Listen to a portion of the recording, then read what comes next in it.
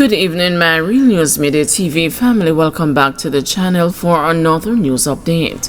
And in the news this evening, Manchester man on 5 murder charges on to elderly landlord among his alleged victims. Toby Clark, a Manchester man who has been in custody for allegedly murdering his elderly landlord in July 2022, has been charged with 4 additional counts of murder. The police said that one of the cases involves his 64-year-old aunt, Doreen Hamilton, who was murdered in 2017.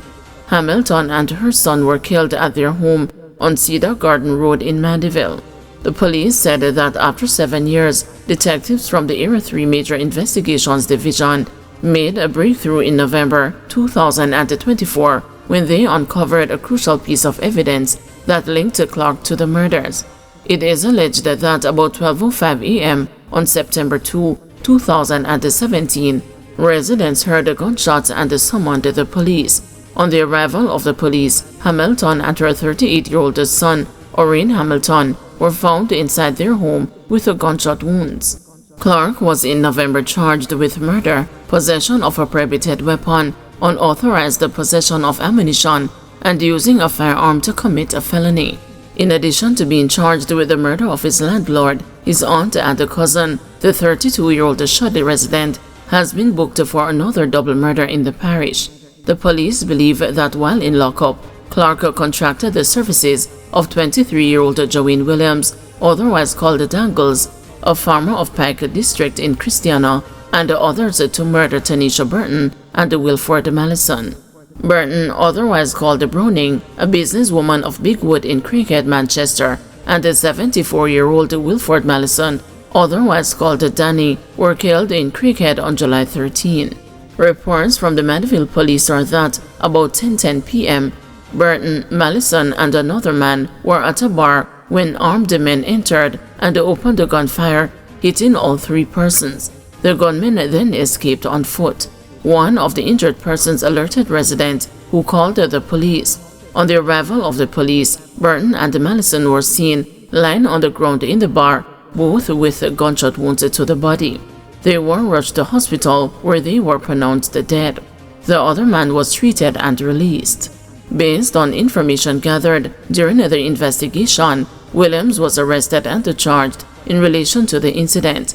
Clark has also been charged with 2 counts of murder, conspiracy to commit murder, possession of a prohibited weapon, unauthorized possession of ammunition, using a firearm to commit a felony, and wounding with intent. Shotgun seized in Cashew Ridge, St. Andrew. Investigators assigned to the St. Andrew North Police Division seized a shotgun during an operation in Cashew Ridge, Jacks Hill on Thursday. Reports from the Grand Spence police are that about 4 a.m., lawmen acting on information conducted an operation in the area when the shotgun was discovered in a bag. No arrest was made in connection to the find. The investigation continues. Man arrested and charged after gun seized at unauthorized bike show. The St. Andrew North police have arrested and charged a man after he was held with a loaded gun at an unauthorized bike show on Thursday. He is 22-year-old Jace Davis of Cashew Ridge, Jacks Hill, St. Andrew, who is charged with possession of prohibited weapon and unauthorized possession of ammunition. The police reported that a team visited the location of an unauthorized bike show in Barbican when Davis was seen acting in a manner that aroused their suspicion. He was accosted and a search was conducted where a 6 Sawyer 9mm pistol and a 25 9mm rounds of ammunition was found in his possession. His court date is being finalized. Area 3 police conduct a Christmas crackdown on delinquent motorists. A Christmas crackdown on delinquent drivers is underway across Area 3 as the police seek to save lives and deter speeding. Early Friday, several motorists, including private and public passenger vehicle operators traversing the South Coast, were subjected to spontaneous stop and searches and the speed test under radar guns along major crash hotspots in Manchester, including the Winston Jones Highway. So far, 65 people have died from crashes in Area 3. This is 19 fewer than the 84 recorded for the similar period in 2023. Assistant Commissioner Calvin Allen, commanding officer for Area 3, had indicated that there would be an increase in the number of officers on the roads across the area, which includes Clarendon, Manchester, and the St. Elizabeth. Speaking with the news on Friday morning, ACP Allen said proactive measures are being taken to rein in delinquents. We have seen what can happen when persons drive other than they should in terms of crashes and fatalities. Our presence is also to prevent the whole aspect of criminal elements moving as they feel that they want to. And we have been very successful too in the apprehension of several persons through our activities on our roadway. So it is a vital area of our strategic operational activities, and one that you will see continue not only in the Area 3 space but right across, as we, as I said, seek to provide that sort of a reassurance to our citizenry that the police is out there. 4 people injured in St. Mary crash. 4 people were injured on Friday morning following a motor vehicle crash along the Huddersfield Main Road in St. Mary. It is reported that about 5:30 a.m., a Toyota Mark X motor car was traveling from Orakabessa, St. Mary towards Ocherias in St. Anne when the driver lost the control of the vehicle, which ran off the road and crashed into several trees. The driver and the injured passengers were caught from the mangled vehicle. Eyewitnesses claimed that speeding caused the crash. 3 of the men were treated and released, while 1 has been admitted. Higher number of child victims in fatal road crashes. The year 2024 will end with road fatality statistics highlighting an increase in the number of children who were victims of traffic incidents.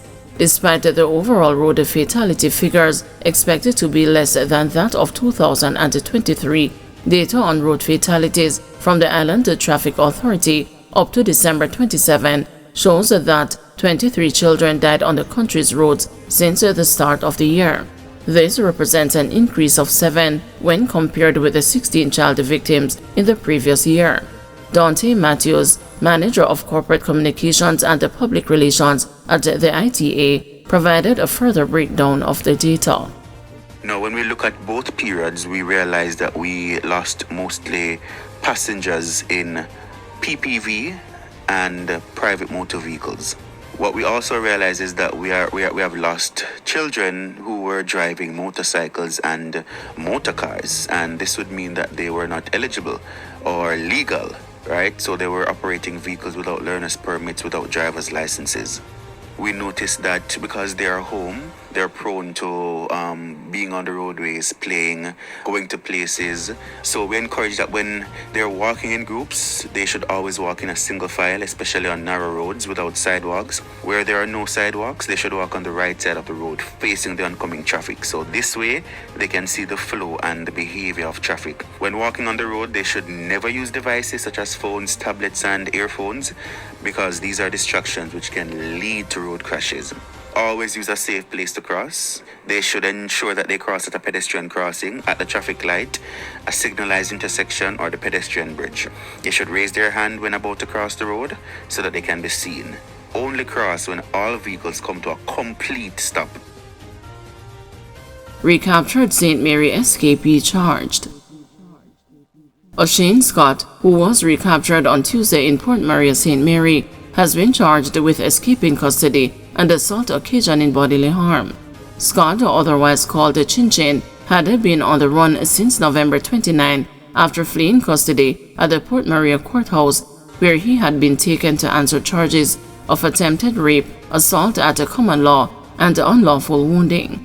The police said Scott was being escorted by a police corporal from the restroom back to the holding area when he reportedly assaulted the corporal and managed to flee through the main gate onto Warner Street. During a targeted raid at the Frontier District on Tuesday evening, the accused was seen walking on Warner Street. He was taken into custody. Thank you everyone for watching. See you tomorrow morning at 6 a.m. for another news update.